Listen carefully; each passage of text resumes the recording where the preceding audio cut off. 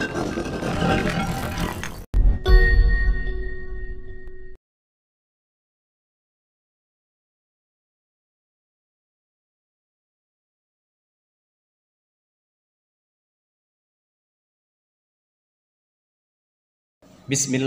Assalamualaikum warahmatullahi wabarakatuh. Jumpa lagi dengan kami, yaitu dalam channel Masjid Ar-Rahmah Kota Tanjung Balai. Ya, yang di sini pematerinya yaitu yang tidak asing lagi, Al Ustadz Marwan Marpaung, Hafizullah Taala. Yang mana pada kesempatan kali ini kami di sini ya akan membahas masalah tentang sujud sajadah. Ya. Apa itu sujud sajadah?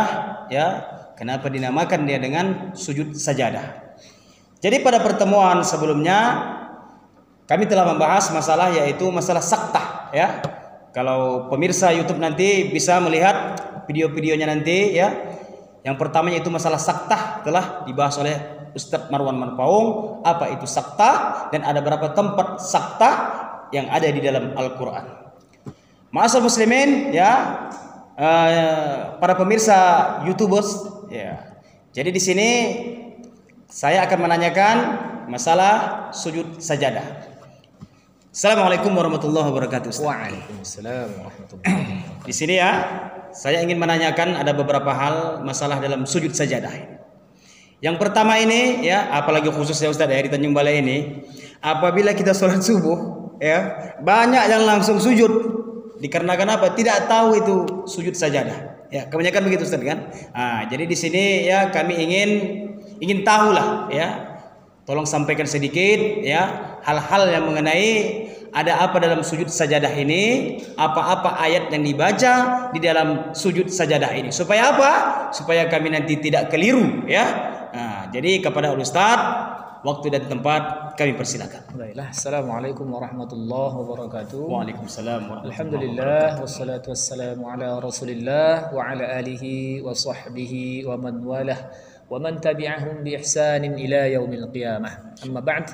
Kita puji Allah Subhanahu wa taala, bersyukur kepadanya atas seluruh nikmat yang Allah telah berikan kepada kita. Salawat dan salam semoga terlimpah pula kepada junjungan kita Nabi Muhammad Rasulullah sallallahu alaihi wasallam. Semoga dengan banyaknya kita berselawat kepada beliau, insyaallah kita akan mendapatkan syafaat beliau di yaumil qiyamah, tentunya dengan izin Allah Subhanahu wa taala. Baiklah para pemirsa channel Ar-Rahmah yang kami muliakan, di mana saja Anda berada. Ya, di sini dipertanyakan kepada kita, kepada saya, ya berkhusus, ini tentang sujud tilawah atau sujud sajadah. Ini nama ini Pak Udin.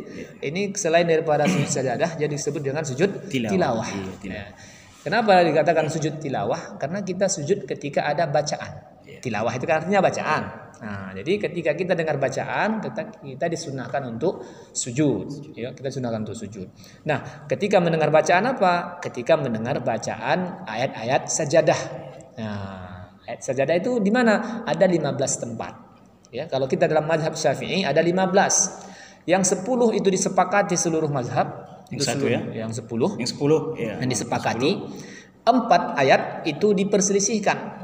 Ya.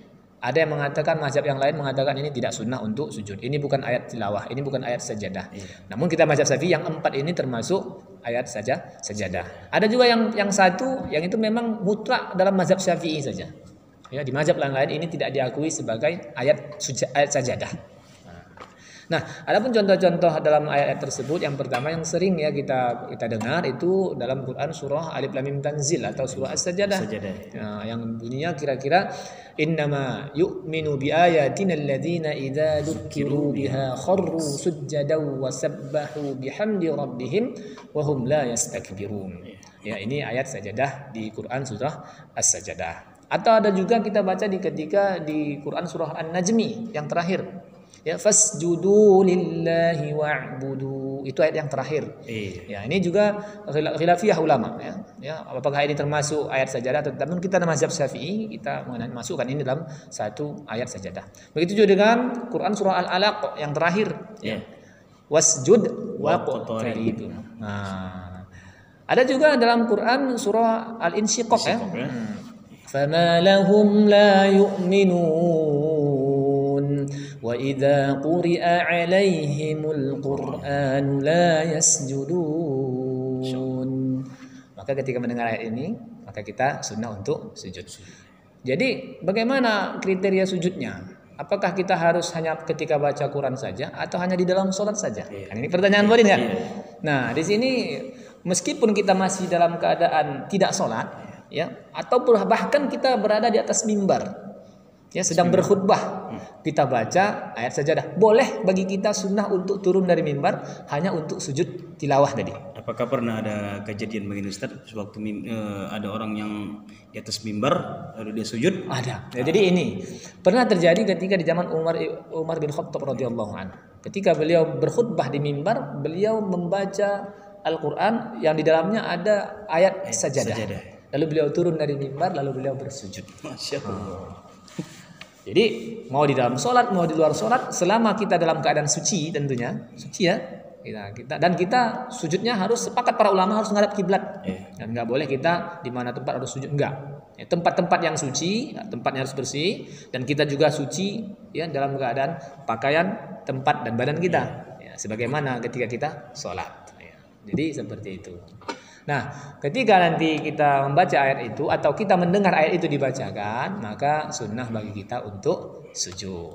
Nah, seperti itu Pak Odi. Jadi Ustadz, ini bukanlah istilahnya menyeleneh ya kan? Apabila terdengar ayat sajadah, jadi sewaktu kita ini jalan-jalan, dalam artinya kita jalan, kan gitu. Kita dalam keadaan suci. Apakah perlu disunnahkan gitu untuk sujud juga? Oh, jadi gini, yang kita dengar itu kita rinci dulu. Ya, apakah dia yang kita dengar itu hanya mic atau hanya MP3 atau bacaan yang ada di kotak-kotak musik. Seperti ini. Ini seperti ini enggak mesti karena dia bukan mukallaf. Jadi yang maksud sini adalah mukallaf yang baca Al-Qur'an. Ketika kita dengaran mungkin ada di terminal ada orang baca Quran. Kalau memang keadaan memungkinkan boleh kita untuk sujud ya. Kalau memungkinkan. Nah, tapi kan ya kan uang di terminal pula dia untuk sujud kan. Bukan berarti tak boleh kan. Seandainya syaratnya cukup, suci tempatnya, kita juga punya wudu, boleh silakan bersujud. Nah, silakan. Nah, adapun yang sering dipertanyakan itu masalah tilawah ketika hari Jumat. Apakah boleh Ustadz dirutinkan? Nah, ini kadang ya ketika kita hari Jumat subuh itu biasa membaca ya sebagaimana Rasulullah SAW itu membaca surah Alif Lam Mim Tanzil di rakaat yang pertama, dan rakaat yang kedua beliau membaca surah Hal Ata 'alal Insan atau surah Al-Insan. Dan ini dalam satu riwayat para sahabat mengatakan Rasulullah SAW merutinkan itu. Nah, tapi kalau dari lisan Rasul sendiri nggak pernah mengatakan kurutin, enggak. Sahabat yang melihat Rasul sering melakukan itu.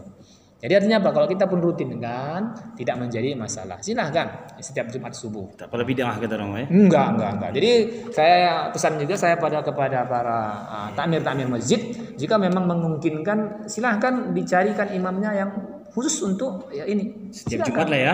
Subuh Jumat untuk sajadah. Enggak masalah. Boleh silahkan dicarikan imamnya. Kalau ada imam tetap di sana silahkan baca ayat ini.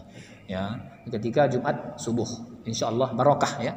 Udah itu apa yang kita baca? Nah, ini kadang jadi pertanyaan, apakah boleh kita diam saja? Iya, kalaupun kita diam saja dalam sujud, ya juga nggak masalah, ya, karena membaca itu hukumnya sunnah. Ya, kalau tidak dibaca, ya, tapi tidak mendapatkan fadilah, ya. Nah, tapi terlebih lagi kita ya boleh membacanya. Banyak kita baca doanya, insyaallah itu akan makbul ya. Sebagaimana ya sabda Nabi SAW, kalau kalian sujud itu ya bacaan sujud itu termasuk bagian daripada bacaan sujud apa saja. Boleh kita baca apa saja. Ya pokoknya bacaannya bacaan sujud. Boleh subhana rabbiyal a'la. Boleh atau subhana rabbiyal a'la wa bihamdihi juga boleh. Atau subhanakallahumma rabbana wa bihamdika allahumma ighfirli juga boleh. Apa ada pengkhususannya kalau sujud sajadah ini ada doanya di dalam sujud ini? Nah, jadi para ulama mengatakan yang afdal itu ada hadis dari Nabi SAW yang diterima dalam hadis riwayat Muslim nomor 771. Ya, ketika itu Rasulullah SAW ditanya apa yang beliau baca ketika sujud tilawah. Beliau mengatakan beliau membaca ya Allahumma laka sajadtu wa bika amantu wa laka aslamtu sajada wajhiya lilladzi khalaqahu wa sawwarahu wa syaqqa sam'ahu wa basarahu tabarakallahu ahsanul khaliqin. Ya, kita ulangi. Allahumma laka sajadtu wa bika amantu wa laka aslamtu. Sajada wajhiya lilladzi khalaqahu wa sawwarahu wa syaqqa sam'ahu wa basarahu. Tabarakallahu ahsanul khaliqin. Di ini yang kita baca Pak Udi. Insyaallah. Wallahu a'lam bissawab.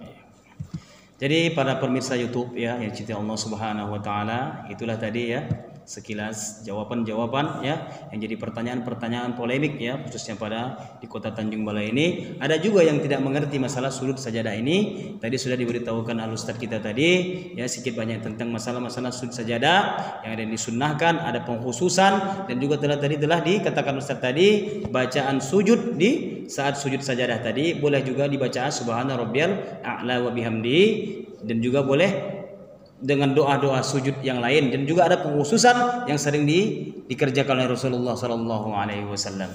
Jadi pada pemirsa YouTube yang cinta Allah Subhanahu Wa Taala, jangan lupa ya subscribe ya channel kami ini.